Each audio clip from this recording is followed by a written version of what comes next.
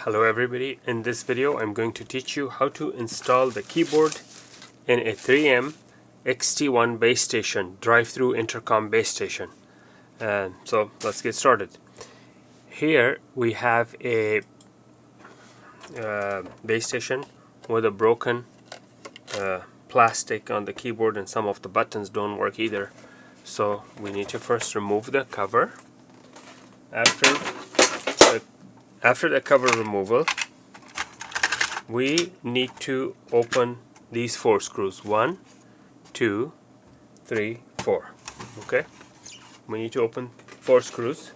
Let's get started and open 4 screws.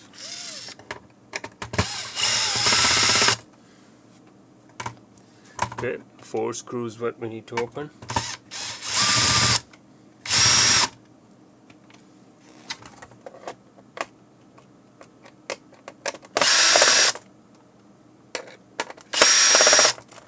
Each screw has a washer, so watch out so you don't lose them.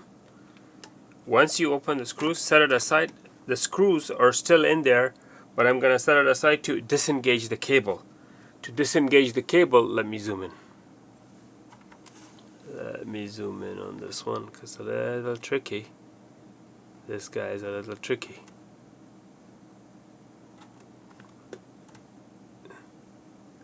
Let's see, I'm having focus issues here. Okay, so to disengage the cable, you have to pull out the black tab. Sometimes the color is not black, sometimes it's a different color. So you have to pull it out like this. Like that. See how it's like 1 millimeter or a little over a millimeter disengages. Now you push this out and voila. It has been disengaged. Okay, now that you disengage this, let me zoom back out.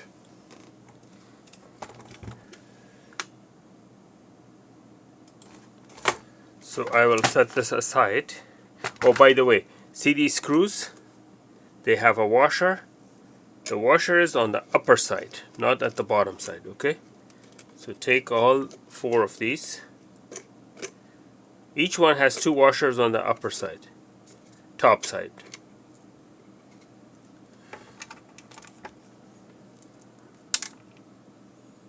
See this?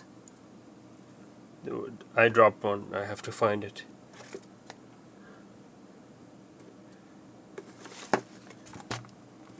Oh, there it is. So there.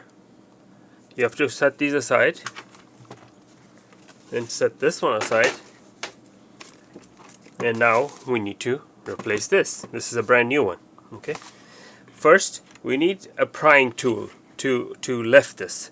I'm using a little like a little needle like this, but you don't necessarily have to use a needle. You can use a little knife, whatever you have handy. I mean, whatever is conveniently available, just use that prying tool. And let's zoom in. Now we just pull it like this. Okay, now notice I didn't when I pull this, let me show you something. When I pull this, these copper wires or printed wires are still there, so I didn't go deep enough. I need to go 1 layer deeper because that transparent film also needs to come out. Nothing can remain there except for the plastic. You could use a plier or something, but I don't need anything.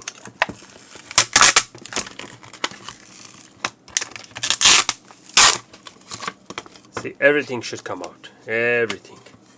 Now it's time to put the brand new keyboard. The brand new keyboard has its own. Sometimes some adhesive is left here, but that's okay. You don't have to clean it. Just put the brand new keyboard. Now the brand new keyboard has its own adhesive, which you need to pull. Disengage or remove.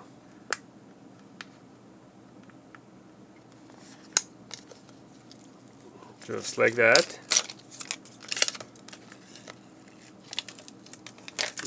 Just like that. You need to remove it.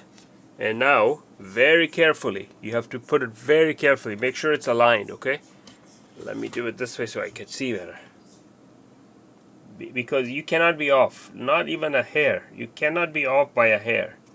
That's how accurate you have to be. If you're off by one hair, it's going to overlap at the bottom. I'm telling you, be careful. Okay. One mistake I made already, so pay attention. You have to feed this from here. You have to feed the cable like that. And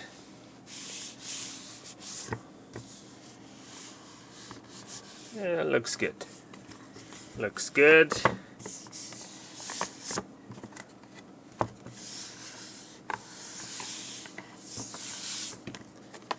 And that's it. It's as simple as that.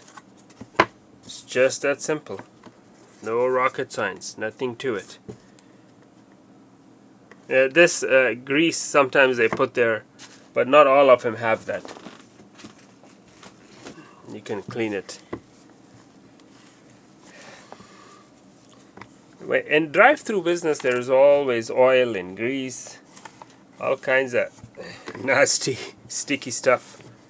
It's not a very sanitary project. Not a very sanitary project, that's for sure. So there it is. And then you simply put this back. Let me show you how to put it back. You simply pull this out. I got something stuck here. Make sure the tip's clean, because then it's not gonna make good contact. Once you pull this out, this is the part that you need to pay attention, okay? Because it's a little tricky. So once you pull that out, the cable does not go on the top of the black plastic. Let me zoom in. The cable does not go on the top of the black plastic. It goes underneath the black plastic. And make sure it goes deep all the way. Right now it hasn't gone in at all. Let me see. There, you see that line? That line has to like go all the way in. You see, let me pull it out so you see which line I'm talking about. This line is what I'm talking about. That line. It has to disappear. Like that. Completely disappear. Then you push this back in. Push it back in. And then after you push it back in, you should be able to barely see that line. And then you put this here. Fold this inwards. Like this. Inwards. Put zoom out. Let me zoom out again, because this again I'm losing. So fold this inwards and then put this here. And again you have to put the screws with two washers. The smaller washer is closer. Let me show you how the washers are.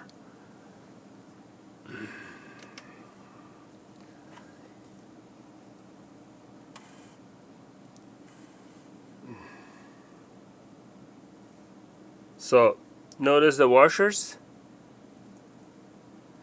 The smaller washer is closer to the panel, and the bigger washer is closer to the head of the screw. Yeah, that has two washers for some reason. I don't know why. Maybe the screw is too long, that's why. So it doesn't damage the unit, the base unit. Maybe that's why, but who knows why they put these washers. Okay, so I'm gonna close the screws. Let's see which angle is best. I've got cameras all over and I'm trying to figure out which angle is best. Okay, one in, 3 more to go.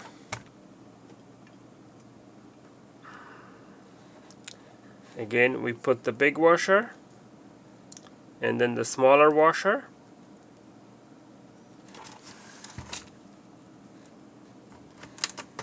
Now this unit also needs a new screen, because the screen has like a black dot, but it works fine. So since the customer didn't ask for a new screen, you know, we won't spend extra money on that. But that screen can also be easily replaced if someone wants to replace it.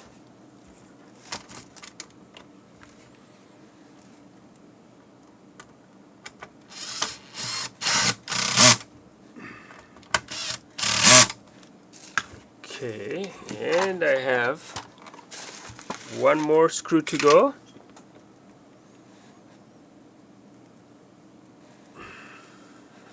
And I should be all set.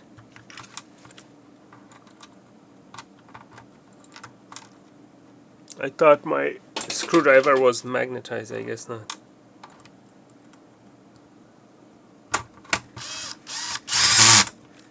Okay, all 4 screws are in, and voila, we have a working keyboard. It wasn't that hard.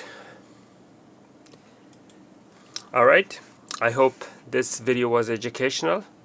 Please make sure to like and subscribe. Thank you for watching.